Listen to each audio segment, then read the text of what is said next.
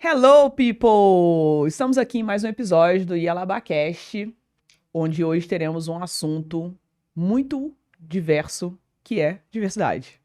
Então, será um pilar principal do que nós vamos debater. Nós vamos falar um pouco sobre negócio, sobre empreendedorismo, mas vai ser um ponto principal da conversa que eu vou ter com uma convidada super especial.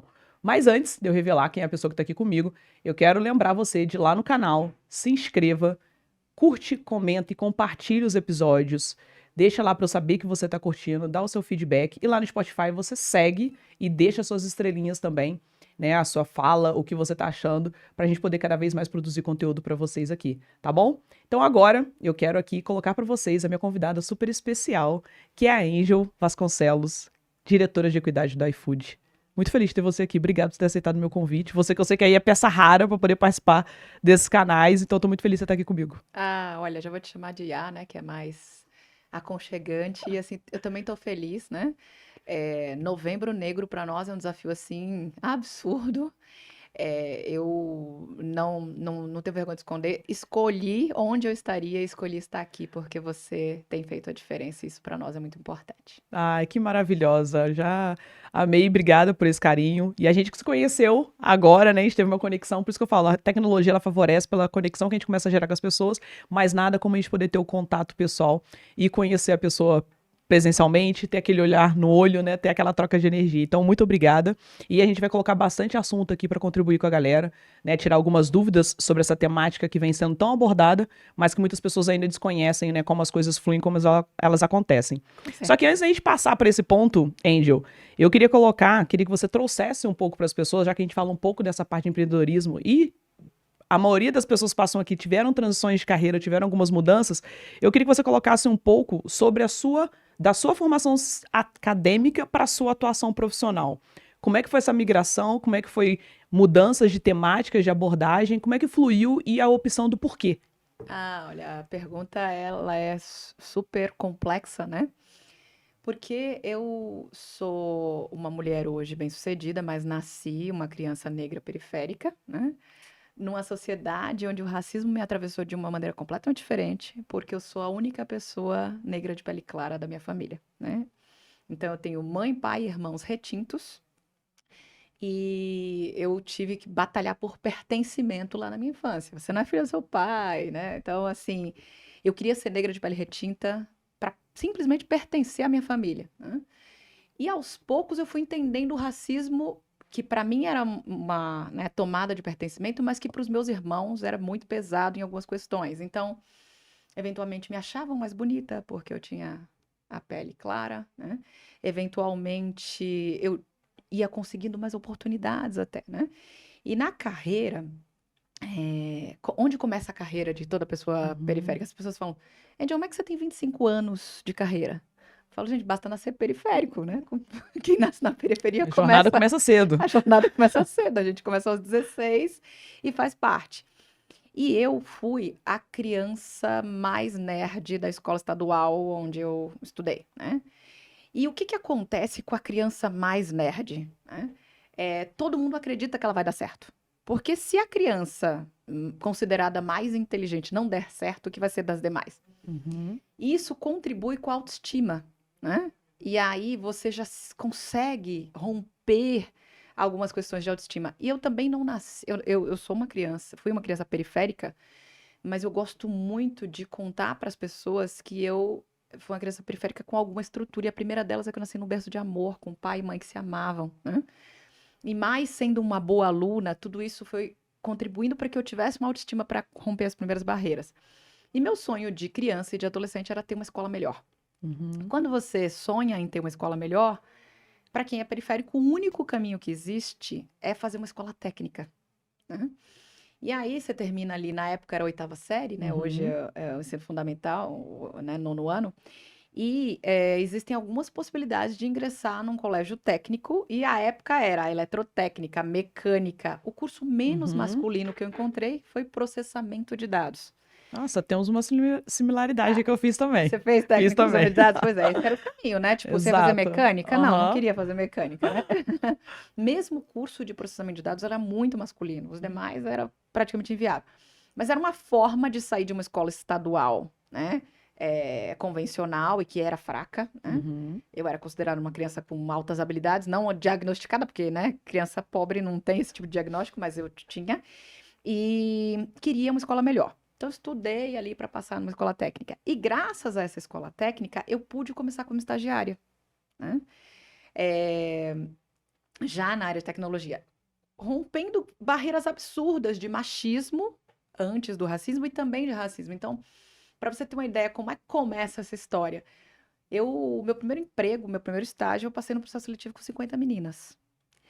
E eu fui trabalhar me achando, eu vou programar, né? Afinal de contas, eu estudava processamento de dados. Sim. Cheguei lá, foram me explicar, olha, as meninas aqui não codam, né? Não era codar que falava na época, né? Era programar mesmo. As meninas não programam, que faz isso os meninos. As meninas trabalham no atendimento. Então já foi o primeiro balde de água fria. Uhum.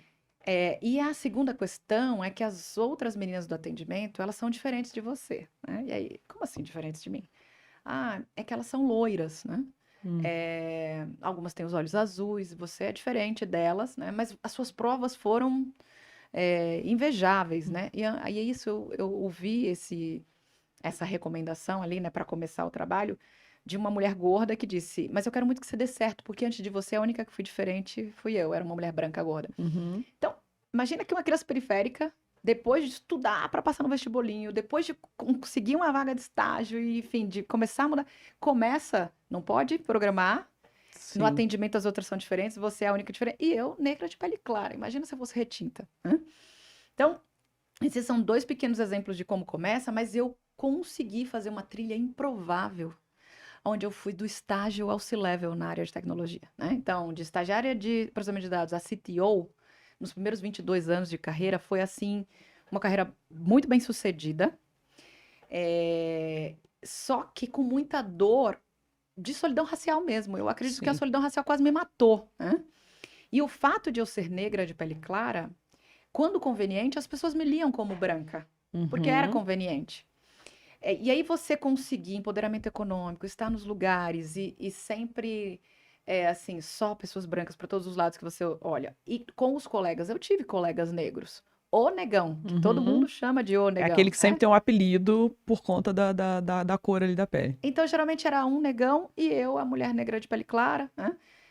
Eventualmente uma colega ou outra negra. E essa coisa da solidão racial, né, me fez sonhar como é que eu vou trazer os meus para a tecnologia. E eu comecei a correr alguns riscos pelos meus, né? Porque eu fui criada muito no espírito de comunidade. Minha mãe sempre foi uma pessoa muito solidária, que me levava para dentro das favelas para entender que eu era pobre, mas que nas favelas era diferente, né? Que levava a mim e aos meus irmãos. E ela sempre colocou muito a necessidade da gente ter um espírito solidário, né? Sim. E aí eu ficava, não, isso tá errado, né? Tem que trazer pessoas negras, pessoas periféricas para o jogo.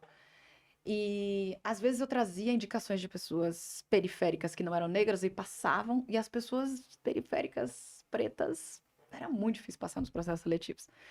Até que eu comecei a sozinha correr alguns riscos, hackeando o sistema pelo objetivo, que era assim: tem uma vaga de estágio, eu quero contratar uma pessoa negra. E aí os líderes, os pares diziam assim: Angel, você pode, mas você sabe que não pode baixar a régua, né? E essa Hum. questão da régua é um desserviço Essa questão absurdo, né? esse comentário pra mim. Ele nos matou por muito tempo, né? Aham. E aí, eles me mandavam lá os currículos das pessoas que vinham dos colégios particulares e eu trazia os currículos das pessoas pretas da periferia. E entrevistava as pessoas e falava, vixe, não tem como, a entrevista da pessoa preta da periferia foi horrível comparada a essa pessoa que fala 2 idiomas, que vem do colégio particular, que vem de outro tipo de base. O que que eu vou fazer? Ou seja, não dava para, por mais que você quisesse, não dava para poder mudar Não tinha. aqueles fatores ali, não tinha como. Aí o que que eu comecei a fazer? Correr alguns riscos e fazer o seguinte: eu ligava para a pessoa e falava, olha, o negócio é o seguinte, você fez uma entrevista aqui comigo, você foi mal na entrevista, mas eu quero você aqui comigo, né?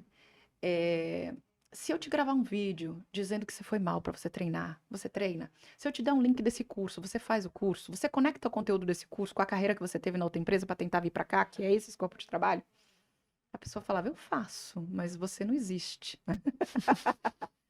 Por que que você está Tipo, fazendo isso? por que essa preocupação e esse cuidado? Aí eu respondia, porque eu fui você ontem, né?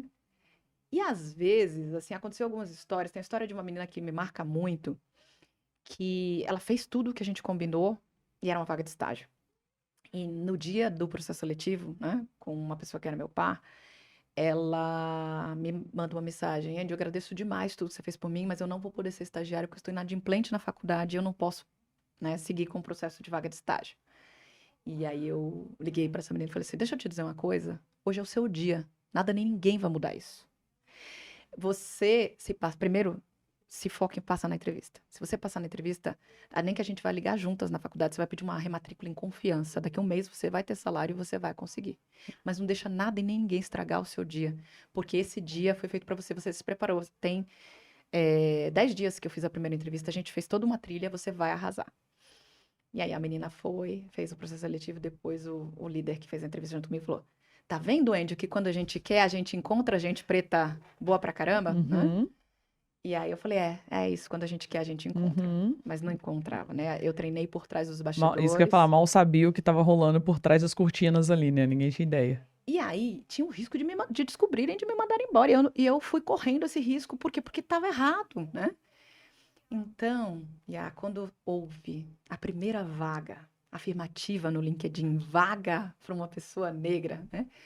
Foi um dos dias mais felizes da minha vida, porque foi aonde eu entendi que essa luta não era só minha, né?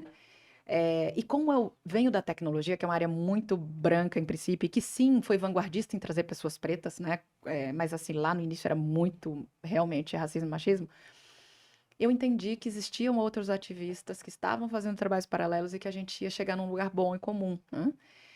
Mas segui na minha carreira ali, continuando trazendo pessoas para a tecnologia e colocando alguns inegociáveis na mesa, né?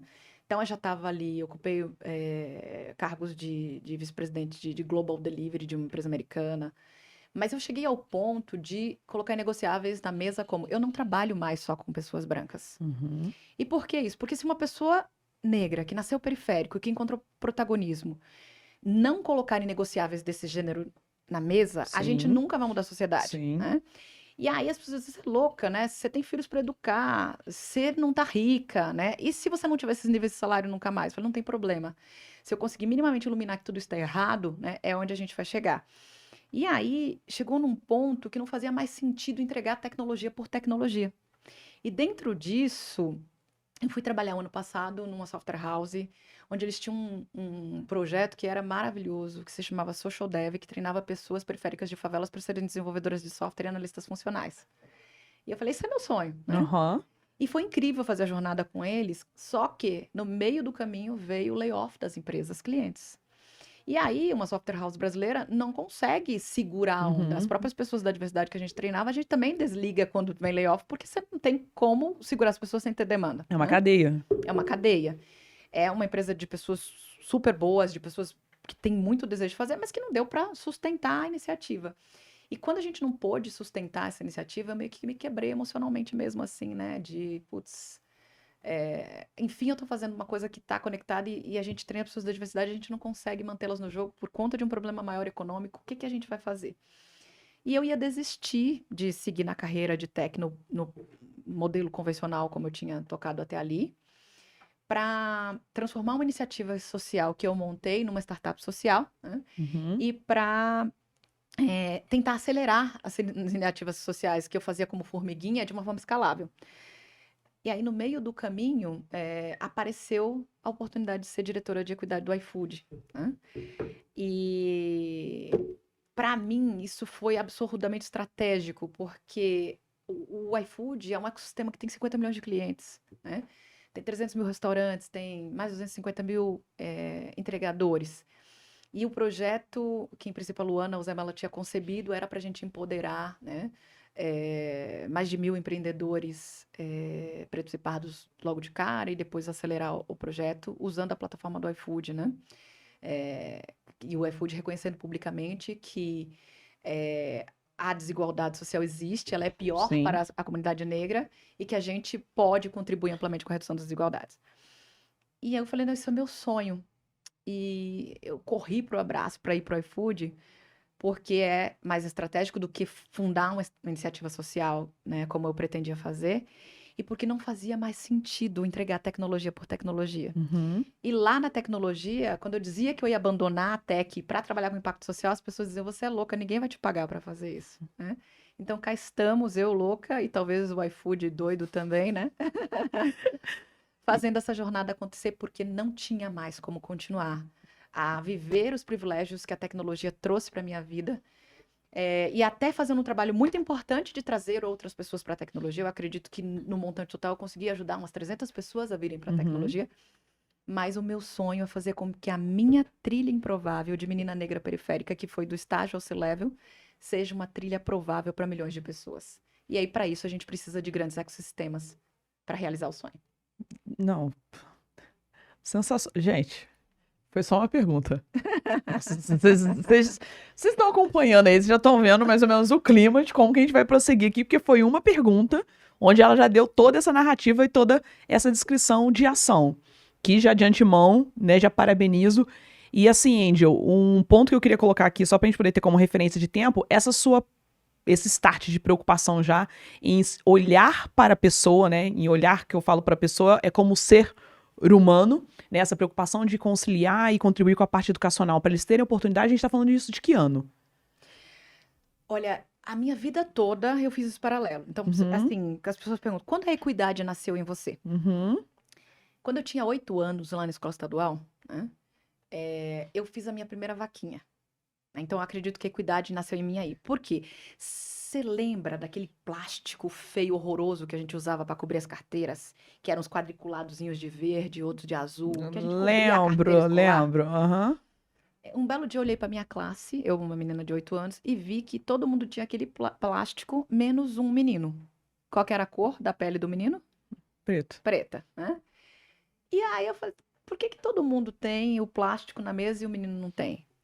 E aí eu fui olhar mais de perto, quando eu vi, não era só o plástico horroroso que faltava, faltava material mesmo, caderno, lápis que prestasse e tal, né?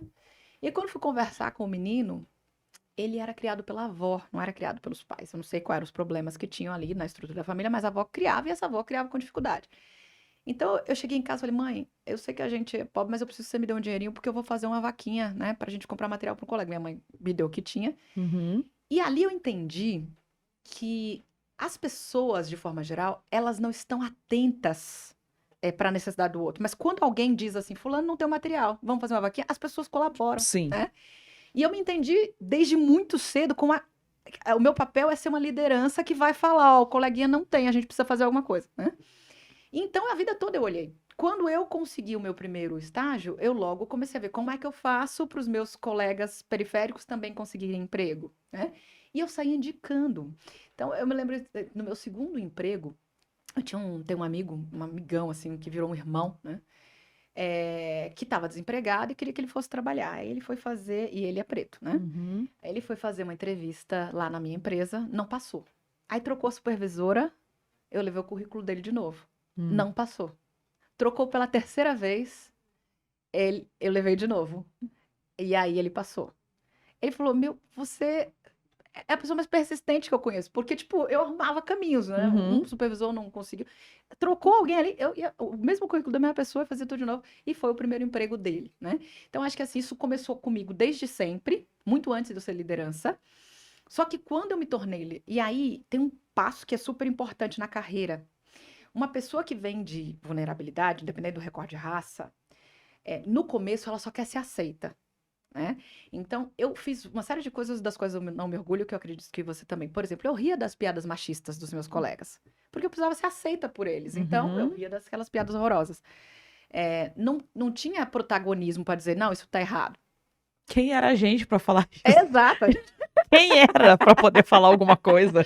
Não, Entendeu? Não tinha como. É triste, mas é. Sim. E aí, depois que eu já estava aceita, que eu já era reconhecida e tal, eu comecei a perceber o seguinte: o que eu tô fazendo que as pessoas que eu tô contratando para trabalhar aqui no meu time são pessoas que já nasceram economicamente empoderadas, são funcionários bons, são meninas boas, tal, mas são meninas que já cresceram numa escola particular, tal. O que eu tô fazendo para trazer as pessoas pretas?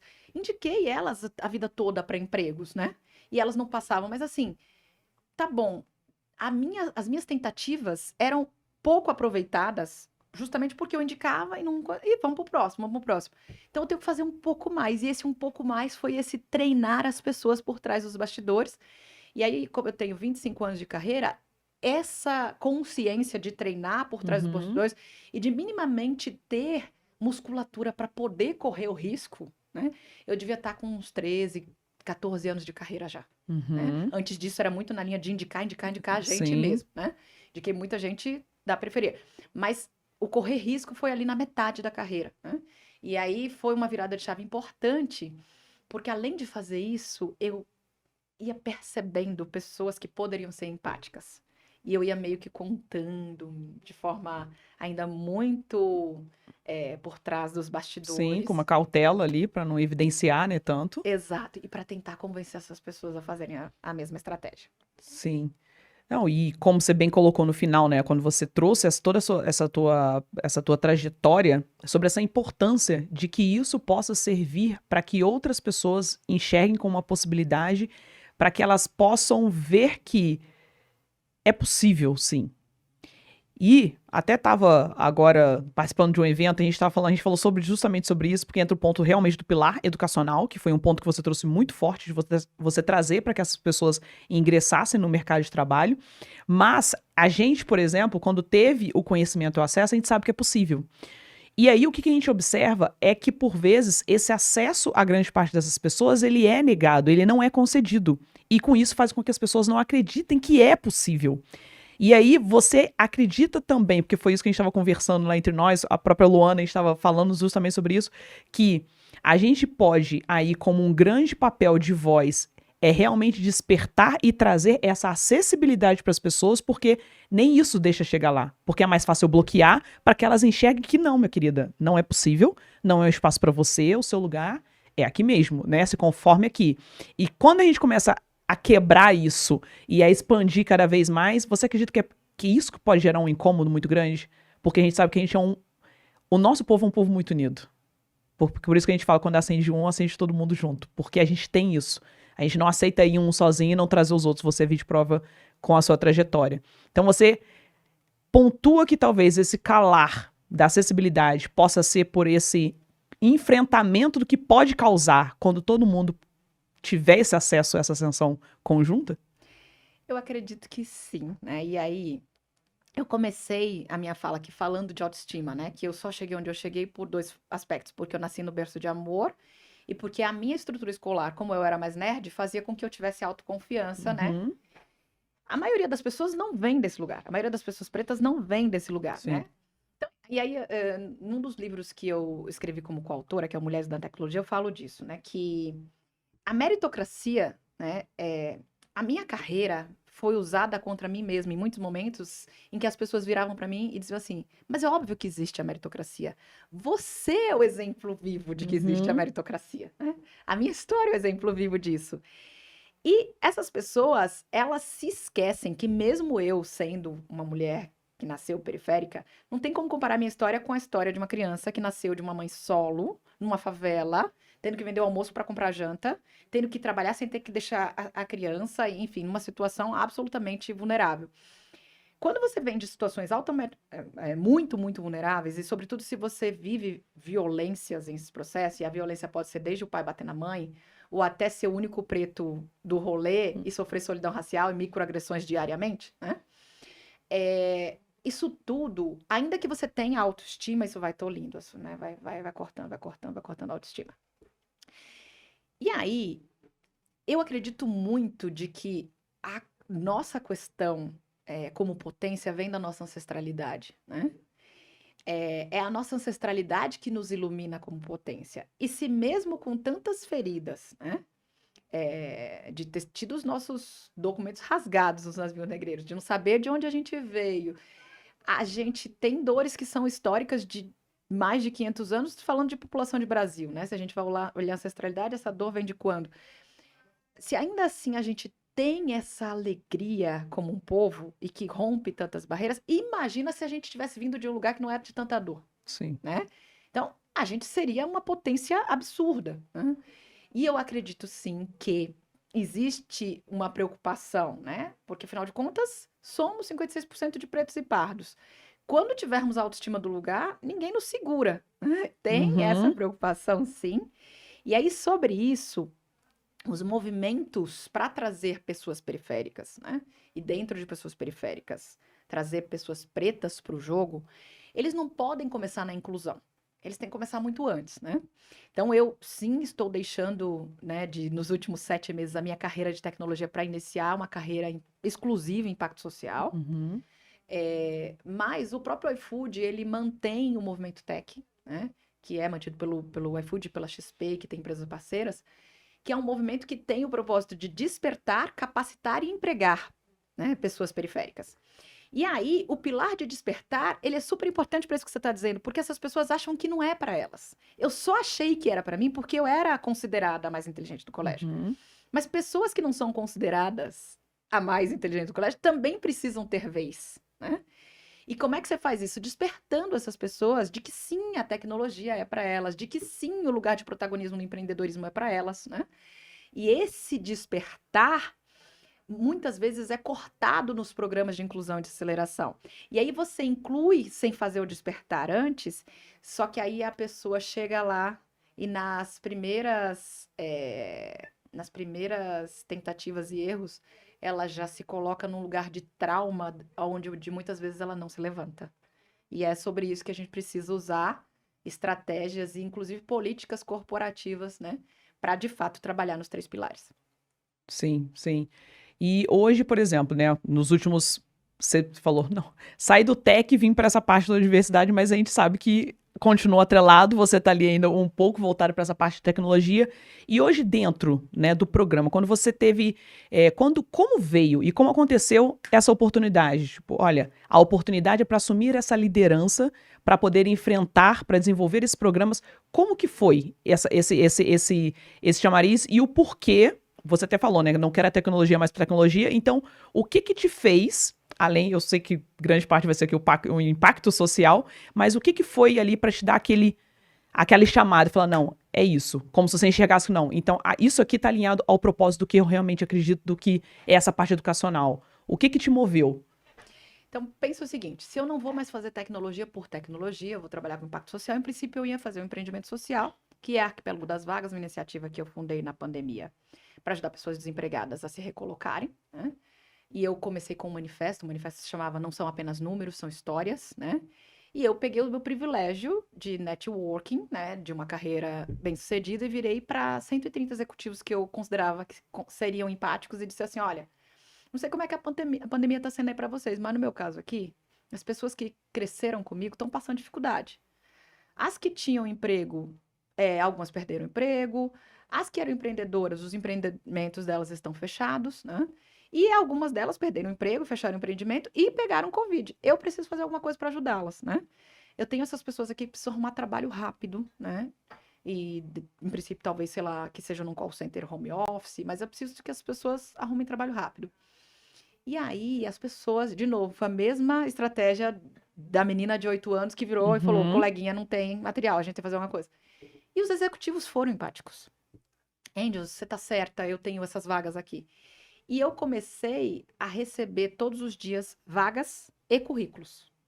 E ali, já depois de me organizar, porque o início da pandemia foi caótico para todo mundo, né? Eu tenho 2 filhos, então você fala, meu Deus do céu, como é que vai ser?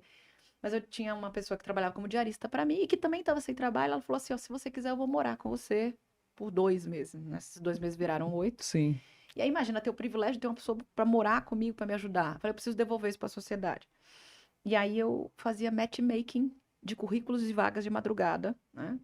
Para ajudar as pessoas que eu conhecia. E aí, depois de 15 dias, 2 pessoas estavam empregadas, depois de um mês, 5 pessoas. E a gente foi fazendo ali meio que o milagre das vagas mesmo e ajudando as pessoas a se recolocarem. E aí o negócio foi crescendo na seguinte linha. Mandava um currículo, uma amiga falava assim, amiga, eu preciso ajudar esse seu amigo aí, mas esse currículo tá horrível. Eu falei, eu sei que tá horrível, mas o que você quer que eu faça? Eu não consigo ajudar todo mundo. Aí ela, então tá bom, me dá o telefone que eu vou mentorar ele. E aí a gente montou um esquema de mentoria, né? Onde os próprios executivos das empresas me ajudavam a mentorar as pessoas periféricas. E a gente conseguiu fazer esse movimento, estruturou. E uma amiga minha que veio de uma relação de amizade mesmo muito improvável, ela fez o seguinte, falou, Angel, não dá para ser assim, vamos arrumar isso, eu vou te ajudar a montar o projeto social. Como você quer que chame? Eu falei, acho que quero que seja a ponte, para apontar vagas e para ser a ponte entre quem tem e não tem oportunidades. E ela falou, mas quando eu paro para pensar na nossa história, né? Ela era, em princípio, na minha cabeça, né? 20 anos antes, a patricinha da faculdade e eu era a suburbana. E ambas Uhum. tínhamos preconceito uma com a outra, não era só ela comigo, não. E quando a gente se uniu, a gente foi uma potência juntas, né? E somos amigas até hoje, ela mora em Berlim e a gente é muito amiga. Aí ela falou, o que nós fizemos nas nossas vidas foi um arquipélago de unir ilhas isoladas e de fazer, né, isso de uma maneira orquestrada. Eu enxergo isso como sendo o arquipélago das vagas. Caraca. Só que eu não faço nada no dia, né? A Elis Regina falava que quando alguém levava uma música pra ela, deixa eu dormir com a música, amanhã eu canto, né? Uhum. E aí eu dormi com a ideia, no outro dia eu acordei e falei, é isso, é arquipélago das vagas. Então, meu propósito era pegar Arquipélago das Vagas, que já é uma iniciativa social que roda fazendo um trabalho de formiguinha, e transformar Sim. numa startup social. Mas aí a questão do iFood foi: a Luana foi contratada como a primeira vice-presidente negra de uma das maiores empresas do Brasil, né, para cuidar da pauta de impacto social. Uhum. E aí a Luana, em princípio, tinha 3 grandes frentes de trabalho: valorização a respeito à vida do entregador, né? Ela também tinha que trabalhar muito pautada em equidade, mas ela teve ali a ideia de fazer um programa para os empreendedores pretos e pardos. E ela precisava de ajuda, né? Então ela decidiu que ela contrataria uma pessoa para tocar esse programa, que, em princípio, na cabeça dela é um programa de fomento aos restaurantes de pessoas pretas e pardas. Então, antes da minha chegada no iFood, o programa já foi concebido dessa maneira. Sim. O que aconteceu quando eu cheguei é que, muito apaixonada pela proposta de fato, fazer com que o empreendedor vá para um outro patamar dentro de uma plataforma que tem muito potencial, a gente construir uma narrativa que, de fato, trouxesse um reconhecimento do potencial de se contribuir com a redução das desigualdades, e a gente envelopou tudo isso com o nome de iFood Acredita, né? Uhum. E iFood Acredita é um nome que, para mim, é muito importante, porque, assim, não é só o iFood acreditar no empreendedor, o iFood acreditou na Luana. O Sim. iFood, através da Luana, que já me escolheu, acreditou na Angel, acreditou no sonho de uma vida inteira da Angel, né? Uhum. Que podia se realizar levando pessoas para a tecnologia, mas também podia se realizar fazendo a rampa do empreendedor preto, né? Onde a gente tem a seguinte narrativa: o empreendedor preto e pardo, ele não decide empreender. Se vendo desempregado, ele muitas vezes É opção. É a única, é a vamos única dizer. opção empreender. Exato. Só que quando ele vai empreender, né, muitas vezes ele nem consegue prosperar, né? Porque o empreendimento morre na largada, ele usa o Uhum. dinheiro que ele tem e ele não vende as coisas que ele comprou e ele já Sim. morre ali. E outras vezes ele persevera, né? Mas ele passa com aquele negócio anos em modo de sobrevivência, vendendo almoço para comprar janta, vendendo almoço para comprar janta. E aí ele consegue se alimentar daquilo. Uhum.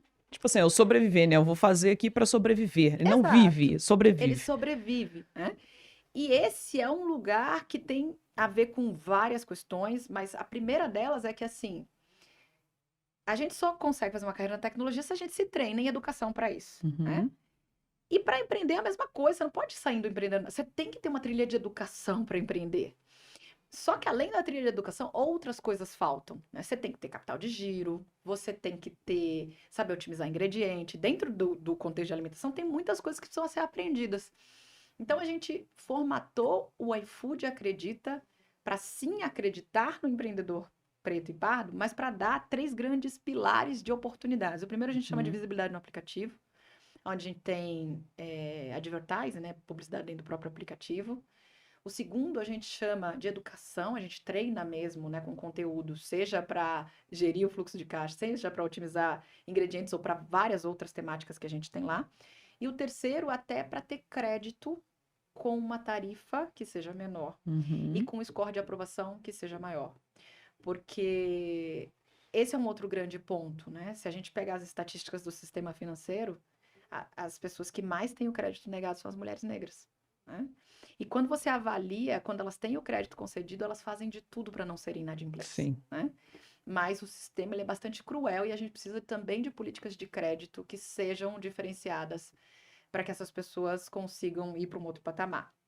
Só que dentro dessa estrutura da dor, né, a gente tem uma série de lições aprendidas e uma delas é que, mesmo com crédito com a tarifa menor, mesmo com uma aprovação de crédito que o empreendedor não teria em outros lugares, essa pessoa às vezes vem de lugar de traumas tão grandes, de ter tomado créditos a taxas tão altas que ela não pôde pagar, que ela prefere continuar com o negócio estacionado do que tomar um crédito no risco, né? Uhum. Então, tem muita coisa estrutural envolvida nisso, né? A gente está aprendendo na jornada, mas a gente já consegue entender um padrão que, de fato, está totalmente conectado com o que é o racismo estrutural que a gente vive. Sim, e a gente vê que é algo que, por mais que grande parte olhe e pense que é algo, como diz, né, que se nega que existe, mas a gente de fato sabe que é, e que vários fatores que a gente hoje ainda sofre e tem na sociedade, ele é acarretado por isso que ainda tá aí, e que por vezes as pessoas querem velar ou querem negar a existência, mas a gente que lida, primeiro, nós que estamos inseridos nesse universo, nesse contexto, a gente sabe de fato o quão isso pode realmente ou impossibilitar uma oportunidade para alguém, o quanto pode a pessoa desacreditar naquela possibilidade de realmente poder se fazer valer por essas N experiências negativas do que ela veio trazendo anteriormente. E até seguindo nesse ponto, Andrew, você que palestra muito bem também sobre diversos temas aí, né, falando sobre a parte de tecnologias, sobre a questão do ESG e os riscos de diversidade com rentabilidade. Como você navega por esses assuntos e em diversos ambientes, não só de pessoas pretas, como também, né, das pessoas brancas e vários níveis de liderança, eu queria que você pudesse sinalizar o que que você coloca navegando por esses contextos, né, vamos dizer assim, qual que é a sua percepção dos pontos sociais ainda do mercado relacionado a esses temas que você traz? O que que você consegue observar, né? O que que você coloca ainda como grande gap ou como grande, além dessa parte da educação que eu acho que é o crucial, sim. Mas o que que você consegue ver? O que é possível a gente ainda conseguir, quer dizer, o que é possível a gente evoluir para conseguir desmistificar e mudar um pouco mais essa realidade, além desse pilar da educação, que para mim, eu acredito que seja o principal. A gente tem sempre que lembrar que, para algumas pessoas, o racismo é reverso, né? Então, e a gente nunca sabe. Parece até engraçado a gente falar isso, É, mas acontece. acontece. Então, pensa o seguinte: quando a gente vai falar para uma plateia, né, possivelmente ali vai ter alguém que acredita que o racismo é reverso. E que vai dizer, não, mas o importante é a gente respeitar uns aos outros, somos todos iguais, né? Uhum. Então, quando a gente fala e que a gente toca nessas questões que são estruturais, a gente consegue sempre trazer alguém que estava neutro para ser antirracista, né? Porque assim, você tem três tipos de pessoas, né? As pessoas antirracistas, que são aquelas pessoas brancas que vão mudar a história e que estão Uhum. ali aliadas conosco fazendo a história acontecer.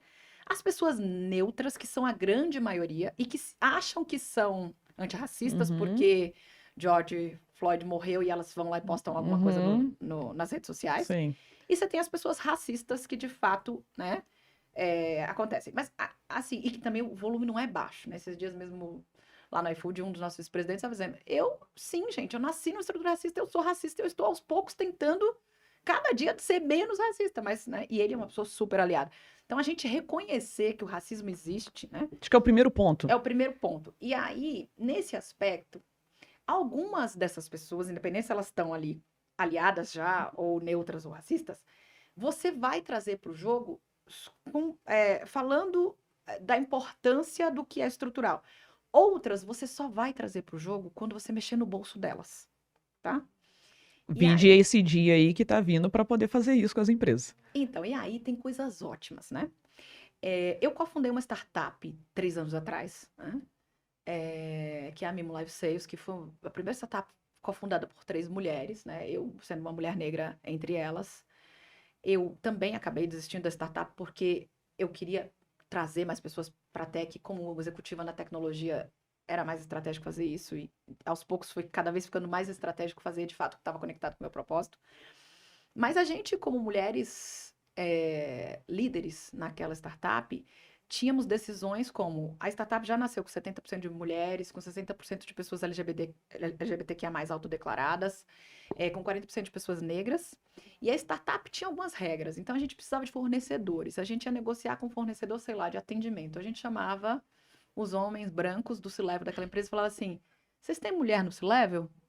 Não. Vocês têm mulher no conselho? Não. A gente não compra de empresas que não tem mulher no conselho ou mulher no C-Level. Os caras nos olhavam assim. Como assim? As mulheres brancas aliadas têm total condições de fazer isso. A gente não compra de empresas que não estão contribuindo com a diversidade. Nesse mesmo aspecto, eu estou criando crianças antirracistas e crianças muito preocupadas com o meio ambiente. Então, por exemplo, nós tivemos todo um problema com as vinícolas do Rio Grande do Sul, quase um ano atrás, né? Com o processo de trabalho escravo, né? Minhas crianças amavam tomar suco Aurora integral, né? E aí elas disseram, mamãe, se tem trabalho escravo, a gente não toma mais suco Aurora a partir de hoje. E quem sou eu, educando elas para que sejam assim, para dizer que não, né? Talvez um dia, quando a Aurora se retratar, e como a Nike, por exemplo, lá atrás, a gente volte a consumir produtos Aurora. Nesse momento não consumimos porque eu não vi nada retratando. Então, eu acho que cada um de nós, como cidadão, tem muito a contribuir com o nosso comportamento de consumo. E o meu consumo é 100% intencional, né? Desde, assim, uma marca escraviza pessoas, não entra na minha casa. Desde é Natal, eu só vou comprar coisas de artesãos. E se eu tiver a preocupar, só artesãos pretos, por exemplo, todo mundo... Ou então, sei lá, eu tô na praia, tem uma pessoa ali vendendo tapete que precisa voltar pro Nordeste para ver a família... Todas as minhas tias vão ganhar tapete comprado na praia, porque a gente tem que ter um consumo intencional para fazer a grande transformação da sociedade. Nesse aspecto, como executiva, como palestrante, eu vou para os donos de empresa dizendo, você tem que contratar o que não tem aqui na sua empresa. Você só tem homens brancos, você tem que contratar, inclusive, mulheres brancas, né? Você só tem pessoas héteros, você precisa de pessoas da comunidade LGBTQIA+, aqui. E você não vai fazer isso simplesmente... porque é modinha. Você vai fazer isso por duas coisas. Você precisa de capital, de investimento? Tá bom, Venture Capital, para te dar investimento, vai olhar como é que é o seu plano SG. Mas mais do que isso, você precisa, para de fato construir produtos diversos e que abranja mais públicos. E aí eu vou te dar um exemplo sobre isso, tá? Imagina uma marca de roupa que vende roupa super nichada, tá? E ela pode continuar vendendo roupa nichada pro resto da vida. Mas se ela pensar além da caixa, ela vai vender muito mais. Eu vou falar de um exemplo aqui. Imagine uma marca de roupa que vende ternos para pessoas evangélicas. Então, tem um tipo de público, homens evangélicos. Imagina se essa marca começa a contratar estilistas, vendedores da diversidade. Imagina que a gente está vivendo cada vez mais o despertar e o crescimento de uma comunidade a gênero. Que, por vezes, por que não uma pessoa a gênero usar um terno? Se ele for um terno quadrado, né, padrãozinho, não. Mas se for um terno que tem um designer mais moderno, um designer mais a gênero, ele vai servir não só um público que era um nicho, Sim. consumidores homens evangélicos, mas consumidores a gênero e também mulheres de corpos plurais. Entendeu? É sobre isso que eu tenho falado de diversidade. Sobre o como, quando você contrata pessoas plurais, você alcança mercados consumidores plurais e você aumenta drasticamente as suas vendas. Isso não é bom para qualquer empreendedor, independente do como ele pensa? Né? Sim, sim. Isso não é bom para qualquer empresário? Né? E mais do que isso aí eu estou dando um exemplo de alguém que poderia triplicar, quadruplicar suas vendas. Mas você tem exemplos muito piores do que esse, que são o de empresas que, se elas continuarem fazendo um produto só com a cabeça do homem branco hétero, que ele vai perder mercado consumidor para quem vem da inovação e está fazendo a cabeça com pessoas, fazendo produtos com pessoas diferentes, que pensam diferentes e que trazem inovação para os novos mercados consumidores. Sim, e esse ponto que você falou da pluralidade, por exemplo, eu olho dessa maneira. Quando eu penso que eu tenho ali várias réplicas, vários mesmos modelos, né, ou várias pessoas com o mesmo pensamento, eu não tenho esse despertar da criação de novos desenvolvimentos e com outras visões, como foi o caso que você mencionou. Se eu tenho ali outras pessoas, né, um estilista, de repente mais moderno, alguém com uma outra visão, eu vou ampliar a minha carteira, né, de entrega e automaticamente alcançar novos públicos. Isso vai muito também pela identificação. Porque o público hoje, ele quer se identificar com aquela empresa, com aquele negócio, para ele também poder decidir se ele consome ou não. Exato. Você até acredita que, com todas essas frentes, né? Porque se a gente olhar todas essas frentes que o iFood vem desenvolvendo, isso há 5 anos, vamos colocar, não era a realidade do iFood. Isso vem Sim. acontecendo agora, pós-pandemia, que vem sendo tudo muito evidenciado, vários programas vêm sendo desenvolvidos internamente, e o iFood, pelo segundo ano consecutivo, foi eleito a melhor empresa para se trabalhar no país. Se a gente considerar que esse sucesso, vamos dizer assim, ele vem resultante de todas essas frentes e todos esses trabalhos que o iFood vem realmente colocando a bandeira e se posicionando como tal sobre todas essas questões hoje sociais, porque se a gente pensar no ESG, né, se a gente pensar aí pela questão ambiental, governança e social, talvez a parte social seja como se fosse o patinho feio ali. Sim. É aquele que vai ser o que vai se levar mais tempo ou mais doloroso para você poder construir essa jornada. Mas vocês vêm fazendo isso com categoria. Esse feeling para dar esse sucesso, você acredita que é resultante de todas as mudanças que o iFood vem acreditando e aplicando? E eu queria até que você falasse um pouco, né, como o que a gente teve recentemente com os donos de restaurantes, né, em Salvador, que é algo que um trabalho específico está sendo feito até para as pessoas pretas, donas de restaurante, alguns programas de desenvolvimento. Como é que você coloca toda essa atuação e essa preocupação do iFood para não pensar só no vender, em ter pessoas atreladas ao aplicativo, porque, ok, é o suficiente, mas eu pensar realmente na mobilidade social, no que eu posso entregar de volta para a sociedade? Perfeita a sua pergunta, né? E aí eu falei um pouquinho da extrapolação de outros negócios, né? De inovação. E aí dei o exemplo da loja de roupas, justamente para que a gente possa abrir a cabeça de todo mundo para pensar em qualquer tipo de negócio e não focar só, por exemplo, no que o iFood está fazendo e que pode ser, mas o iFood é uma empresa gigante. Não, qualquer empresa de qualquer tamanho consegue fazer. Mas quando a gente pensa no ESG, né?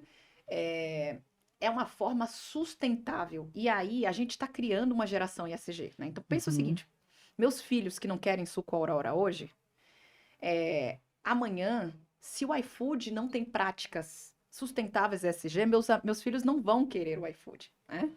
Ao passo que cada vez mais as pessoas estão abraçando as empresas que estão se mostrando sobre isso. Então, são muitas coisas envolvidas. Recentemente, a gente colocou no aplicativo do iFood, né, de que a gente não tolera o racismo, né? Uhum. A gente já tinha práticas super importantes para apoiar o entregador, né? Mas agora está sendo dito com todas as letras e a gente também precisa, de alguma forma, despertar a consciência desse consumidor, né? E assim, o iFood já bloqueia consumidor e até empreendedor racista há bastante Uhum. tempo. Mas agora a gente está publicamente no aplicativo, você abre, você Noticiando vê, ali. né? Por quê? Porque é o nosso compromisso de construir uma sociedade sustentável. Porque não existe um negócio sustentável no decorrer dos anos, né? Porque o consumidor vai ser diferente. E aí, nessa linha, você tem toda a razão, né? O meio ambiente o patinho bonito, né? E as questões sociais são as mais complexas. Mas quando a gente olha para ecossistema, entregador é uma longa jornada, né? E tem várias questões também o governo. Nesse momento, o governo tem uma proposta que não interessa para os entregadores em relação a como é que você faz, né? A normalização da Sim. profissão, né? Mas o empreendedor também vem de um lugar onde a gente precisa de cuidado, porque qualquer um pode se tornar um empreendedor que vende comida no iFood, né? E não nos interessa mais ser uma máquina aonde quem é grande continue a ser gigante e quem é pequeno não é. Ou a gente faz uma máquina onde quem é pequeno consiga, né, de fato, prosperar, e a gente já tem muitos e muitos casos de sucesso. Eu, no dado momento da história, vendi uma casa para uma família que a família se reinventou por meio do iFood, né? E por quê? Porque a família, ele era Uber, vendia doce de repente com o iFood eles começaram a ter um negócio que faturava R$ 1 milhão no ano, né? Então, histórias como essa já vêm acontecendo, Sim. né? Muita gente já se empoderou por meio do iFood, isso é incrível, ou seja, o iFood já faz impacto social desde que ele nasce, trazendo para o mercado de trabalho 250 mil entregadores e trazendo pessoas para se empoderarem economicamente vendendo comida. Mas quando você constrói um programa você começa a olhar para coisas assim, o que faz com que esses aqui tenham crescido 300%, Sim. e esses aqui estejam já dentro do iFood, mas não saíram do lugar, Uhum. né? E aí, o piloto em Salvador, ele foi muito mais para a gente reconhecer grandes vulnerabilidades, né? Então, imagina, eu estou no iFood há 7 meses, né? Então, a gente não começou operando dentro de uma cultura data-driven, né? Que a gente chama. Agora, a partir dessa semana, nós estamos operando growth, testando hipóteses dentro do programa. E aonde a gente olha para o empreendedor de Salvador, e esses aqui ramparam, ótimo, o que aconteceu de bom? E a gente faz hipóteses para os que não ramparam para ver o que de fato vai mudar os Sim. ponteiros e vai fazer com que eles se tornem maduros dentro da plataforma do iFood e que venda muito, né? A gente acredita que Salvador é uma cidade bastante diferente, né? Assim, então, por exemplo, a maioria dos nossos empreendedores lá vendem a comida afroafetiva, que a gente chama, né? Que é a comida dos nossos ancestrais, Uhum. né? Vatapá, acarajé e etc. Saudades, inclusive. Ah, maravilhoso. Mas, assim, tem alguns que estão começando a vender coisas que não é o hábito de Salvador. E a gente tem uma questão de cultura envolvida em tudo isso, que é assim, por que você e eu, né, mulheres afrodescendentes, no domingo comemos a pasta italiana, né? Porque Uhum. é cultural. Como é que nós, como plataforma, também não podemos ter um buscador de comida afro para que você e eu no domingo lembramos de consumir a comida afro dos nossos ancestrais? E Sim. a gente já está indo por esse caminho em Salvador, né? E isso ajuda a visibilidade dos empreendedores. Mas esse primeiro piloto a gente detecta algumas questões, né? E aí, por conta desse primeiro piloto Salvador, nós estamos repetindo em formato de growth, testando hipóteses, né? Que a gente vai sofisticar. E quando a gente estiver pronto, a gente vem para São Paulo. Então, nós vamos, por exemplo, para a Favela muito em breve, com a narrativa de vem aí a iFood Acredita São Paulo, vem aí a iFood Acredita nas comunidades. E por quê? Porque a gente precisa ajudar o empreendedor que está já pronto para rampar. Sim. E a gente precisa cuidar com uma estratégia diferente do empreendedor que está com vulnerabilidades que faz com que ele fique parado no Sim. tempo. Sim. E eu vou te dar um exemplo disso, né? Dentre todas as coisas que a gente já descobriu até aqui, parte dos empreendedores operavam no iFood sem ter um computador. E é possível operar no iFood sem ter um computador? É possível. Mas é Uhum. possível prosperar amplamente sem ter um computador? Não. E aí, em princípio, sem ter dados o suficiente, né? Sim. Porque, como eu disse, é um programa novo, a gente foi tateando para chegar nessa resposta, mas por feeling, quando um programa é feito para pessoas negras, mas por pessoas negras, o que acontece? Qual que é a minha história? Lá, quando eu comecei processamento de dados, eu não tinha um computador. Uhum. E eu só consegui o estágio um ano depois, quando uma colega que tinha o computador foi solidária comigo e me falou: vem à minha casa 2 tardes por semana estudar no meu computador. Ter acesso a um computador, não ter acesso, fez com que Uhum. eu, que era uma criança considerada genial, ficasse parado no tempo 8 meses. Ter acesso mudou a minha história. Então, isso também acontece para o empreendedor, né? E nessa linha, a gente agora vai construir uma estratégia, uma narrativa de iFood Acredita nas comunidades. Por quê? Porque quem está pronto para rampar já vai, né? Sim. E quem não está pronto, a gente vai tratar. Tem computador? Não tem. Tem acesso a crédito? Não tem. Olhar para essas vulnerabilidades mais profundas, e algumas delas, inclusive, são emocionais, né? São Uhum. saúde mental. Uhum. E aos poucos a gente quer, de fato, trazer esse empreendedor que não tem o básico para chegar no patamar do que já tem e aí depois rampá-lo. Porque se a gente coloca todo mundo no mesmo lugar, a gente tem sempre essa sensação. Sim. Alguns ramparam e outros ficaram estacionados. Sim, sim. E assim, e porque fica até muito claro, porque cada um está num momento, vamos colocar numa régua, numa jornada, cada um está num momento, cada um está numa etapa desse processo. E é muito importante você ter esse olhar diferenciado, até justamente por serem realidades distintas e por estarem cada um vivenciando num ponto de impacto com o seu negócio diferente. E essa questão, né, de você olhar para quem já teve ali o resultado, extrair o que veio já de positividade, para que eu possa avançar e analisar confrontando, né? Se eu ofereço a mesma coisa, por que aqui funcionou e aqui ainda não alcançou? Eu preciso confrontar e tentar identificar o que eu posso fazer o a mais, então, para esse público aqui. E isso que você colocou, né, essa narrativa que você trouxe exemplificando bem, dessa parte do iFood, né, do Vem Aí Acredita que é uma etapa que vocês vão multiplicar também, traz muito, por exemplo, um ponto que eu trago dentro do livro. Por quê? Porque eu tenho muito essa questão do acreditar, eu acredito que esse é um dos grandes papéis também que o iFood vem trazendo, que é o propósito de acreditar primeiramente nas pessoas. Eu acredito que o vínculo e o sucesso de um negócio, ele realmente se dá quando eu tenho essa preocupação e esse olhar ali inicial. seja ele a minha liderança ali interna direta, o meu colaborador, que já é um cliente meu porque ele abraça junto comigo, porque a Angel tá aqui, mas ela tem um time da pesada que tá ali junto com ela, imbuída, envolvida para poder atingir esse resultado, e como se fossem os clientes ali, mas que na verdade são os parceiros, né, do iFood, que fazem para que esse resultado aconteça. Então, primeiro é o olhar todo para as pessoas, e eu utilizo o quê? Aí depois vem nesse ponto que você sinalizou. Eu identifico o que funcionou aqui, o que não veio para cá, como é que eu vou construir. Ou seja, eu já utilizo de uma jornada de processos, né, de processos para poderem ser replicados, para poder ter resultado. E em terceiro posicionamento vem essa parte da tecnologia para favorecer esse alcance, que é muito o que eu falo. Assim, são pessoas, processos e tecnologia, que eu acredito que é o que vem para exacerbar a gente poder alcançar esses resultados positivos. E eu não tenho a menor dúvida de que esse ponto principal, né, de resultado, assim, né, como outras empresas também têm, é pelo fato de olhar para as pessoas como pessoas.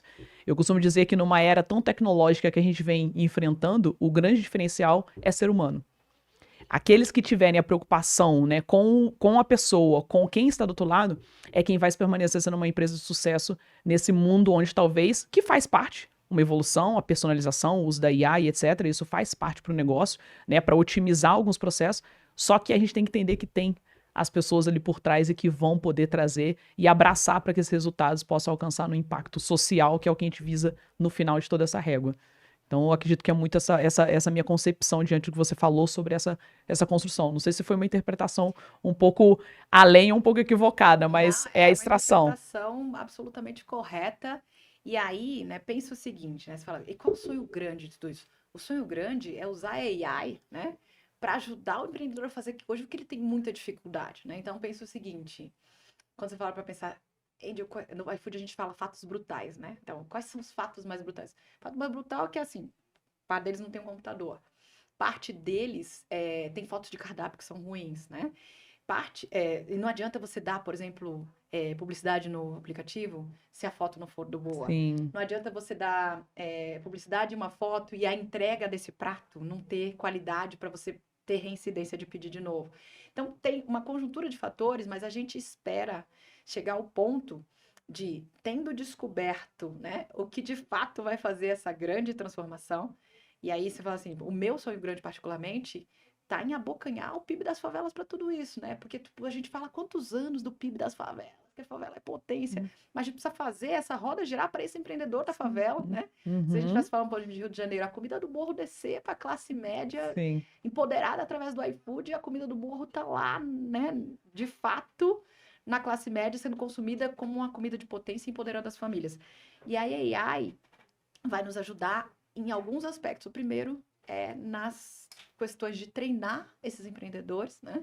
E o segundo, de nos ajudar a fazer despertares de novas possibilidades, como, por exemplo, essa da comida afro na nossa mesa no domingo. Sim. Então, eu tenho muito esse sonho grande de que a gente vai, aí vem com tudo para empoderar esse empreendedor da classe C, da classe D, fazer com que o iFood seja, de fato, ele já é a maior plataforma do Brasil, mas eu espero que venha a ser até a maior plataforma do mundo, trazendo para o jogo empreendedores periféricos do mundo inteiro e transformando vidas, né? Para que a sua vida e a minha não sejam aquelas raras vidas que melhoraram, né? Milionários não estamos ainda, né? Sim. Mas comparado à realidade do Brasil, nós melhoramos. Sim. E que isso seja a realidade de pessoas ao redor do mundo todo e em quantidades absolutamente significativas. Não, sensacional isso que você falou agora. E bate muito com um ponto que eu gosto de colocar para as pessoas, às vezes, Wendy, porque as pessoas pensam assim, mas como que eu vou promover ou me preocupar em levar isso para lá porque eu não vou mudar a realidade de quem está lá? As pessoas precisam entender que o que a gente consegue contribuir, o que a gente colabora no desenvolvimento, numa entrega de informação, em algo que eu vou somar na vida daquela pessoa, ela já vai ter um ponto de melhoria da realidade dela. Exato. Foi como você mencionou, não estamos ricas, não estamos milionárias, mas se a gente olhar para trás, o nosso contexto, a nossa realidade, como nós crescemos, como nós vivemos hoje, você, por exemplo, que tem filho, né, de como você era quando era uma criança e hoje você tem ali para os seus filhos, já é um contexto bem diferente. Sim. Então, isso é o evoluir. E eu acredito que é isso que a gente precisa colocar para a sociedade para poder fazer com que essas pessoas também tenham essa evolução do seu 1% ali, de você poder, né, você colocar uma quantidade maior de alimentação na sua mesa, você poder ter o material escolar devido para o seu filho, você não se preocupar se ele está tendo o uniforme, acessibilidade ou não. Eu acredito que é você promover e fazer com que essas mudanças vão acontecendo. E eu vejo isso também muito para mim como forte, né? Eu como sendo uma pessoa apaixonada por pessoas e me deixa muito feliz, porque habitualmente as pessoas com as quais eu converso aqui, pelo discurso, pela fala, a gente consegue ver o quão essas pessoas são apaixonadas por pessoas também. Sim. Porque eu falo que para você ter se envolver com questões sociais, a gente precisa ser muito apaixonado por gente. Porque é você se entregar, porque a gente, de certa forma, se entrega na contribuição de algo para ver a melhoria, porque a gente acredita que as pessoas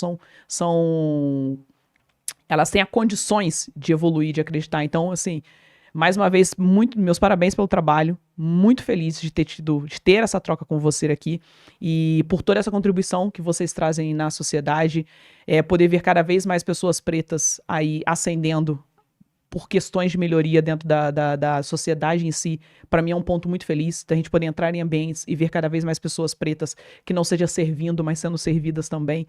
Então, para mim, isso é sempre um ponto de resultado, aquela coisa que você olha pro lado e você olha, pô, sabe, que você dá aquele soquinho, poxa, e sabe, as coisas estão acontecendo. Eu tenho muito disso. E eu também gosto muito de enfatizar e contribuir com essas pessoas. Meu pai foi uma pessoa que me ensinou muito dessa maneira. Minha mãe é uma mulher branca, meu pai é um homem preto, mas ele sempre colocou pra gente poder ter esse olhar, né, pra pessoa, do contribuir, e falar assim, não, vamos ajudar aquela senhora ali, não, vamos ali naquele lugar pra poder dar força pra pessoa ali. Então ele deixou isso muito forte. E como você falou, infelizmente nem todo mundo tem essa base como nós tivemos, infelizmente. Mas aí eu acho que é aí que quem teve ou quem tem condições, a gente possa contribuir com essas pessoas pra elas terem essa acessibilidade de ver também que é possível.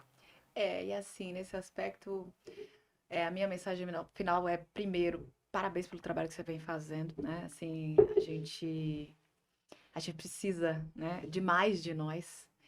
E cuidemos-nos, porque a mulher negra na sociedade, ela é absolutamente exausta, né? Porque quando ela está na base, ela, né, é a mãe solo, que está lá trabalhando, cuidando dos filhos, pensando em várias questões. E quando ela alcança, né, algum protagonismo, né, é tanta demanda que ela precisa se preocupar, né? Porque, assim, sendo muito honesta, muito possivelmente você é a pessoa mais bem-sucedida que muita gente conhece, e eu sou a pessoa mais bem-sucedida que muita gente conhece, né? Uhum. Então, resta a essas pessoas recorrer a nós, Sim. né? E isso faz com que nós sejamos pessoas absolutamente sobrecarregadas, né? Então, eu sempre termino dizendo, né, para os empresários que eu tenho a oportunidade de falar, né? Nos ajudem, né? Senão nós vamos morrer, né, na trilha. E a gente também tem sonhos individuais, a gente quer criar nossos filhos, a gente quer um monte de coisa. Mas a gente não pode parar, né? Sim. Mas aí eu fecho com o que a Angela Davis dizia, né? Que quando uma mulher negra se movimenta, toda, né, uma cadeia se movimenta na sociedade, é a coisa mais verdadeira que eu já ouvi. Absolutamente. Absolutamente. E eu deixo um convite, inclusive, para os homens negros, sabe? Porque eu tenho colegas negros vários que dizem, Angel, a gente acaba não tendo a percepção que vocês têm. Então, nos cobrem, nos chamem para o jogo. E eu tenho chamado eles para vir para o jogo com a gente. Porque nós estamos exaustas, nós estamos cansadas, né? E nós precisamos ter um pouco mais de tranquilidade, mas por enquanto nós não podemos, porque cada movimento que a gente faz é gente que se alimenta, é gente que se emprega, é gente que muda a vida. Mas essa não pode ser algo que a gente faz sozinhas, né? Tem que ser algo que seja um coletivo de pessoas de todas as etnias, de todas as classes sociais. E a gente, com isso, só espera avançar, que a equidade racial, ao invés de 400, no mais pessimista dos casos, ou 200, no mais otimista, aconteça, quem sabe, em 100 anos. Exatamente, gente. Mas, para finalizar realmente com chave de ouro, eu costumo colocar aqui para os convidados, para a gente poder fazer, como a gente fala muito essa questão de relacionamento entre as pessoas, entre os colaboradores, né, que não deixam de ser ali os clientes, como eu bem sinalizei para vocês, e tem os seus parceiros, que são os clientes de sucesso. Eu gosto muito de trazer qual que é o olhar da pessoa, o que ela considera, né, os pilares, ou quais os fatores, para que seja considerado um relacionamento de sucesso. Então, para Angel, um relacionamento de sucesso, né, entre empresa e cliente, é o quê? O que ele precisa para que isso possa acontecer? Um relacionamento de sucesso, na minha opinião, é sempre um relacionamento transparente, né? Porque ele pode ser um relacionamento de sucesso sem ser um relacionamento transparente, mas aí é temporário, né? E eu acho que é isso que a gente está construindo com o iFood, sabe? A gente tem problemas, sim, temos Uhum. problemas, como toda empresa tem. Mas a transparência de genuinamente estar olhando para os nossos problemas e estar pensando em como é que a gente usa a nossa máquina para que seja sustentável, para que de fato a gente possa no futuro alimentar o futuro do mundo, né? É a receita do sucesso. Então a transparência é a minha mensagem assim principal como receita de sucesso, não só da relação cliente, né, e Pra vida. fornecedor, mas para a vida, como profissional, né? Como líder, seja transparente sobre as suas vulnerabilidades, né? Como empresário, seja transparente sobre as suas vulnerabilidades. Isso mostrar as nossas próprias vulnerabilidades com transparência é a maior fortaleza que qualquer pessoa ou empresa pode ter. Excelente. Gente, passou a hora voando. Eu tenho certeza que vocês ficaram aí também, assim, tão conectados como eu fiquei aqui ouvindo cada palavra da Andy, acompanhando cada fala dela, onde a gente sempre é um momento muito grande de aprendizado. Então, mais uma vez, obrigada. Espero que todos vocês tenham curtido aí com a gente. Deixe seu comentário, compartilhe com outras pessoas. Eu tenho certeza que tem insights aqui para você poder aplicar no seu negócio, para você poder tomar como um direcionamento para a sua jornada. E o nosso canal e os episódios que eu venho gravando, ele vem aqui para isso também, para contribuir com vocês, para que vocês possam continuar crescendo com a gente, tá bom? Obrigada, fim de mais um episódio e semana que vem a gente tem mais um episódio no ar. Obrigada, gente. Até mais.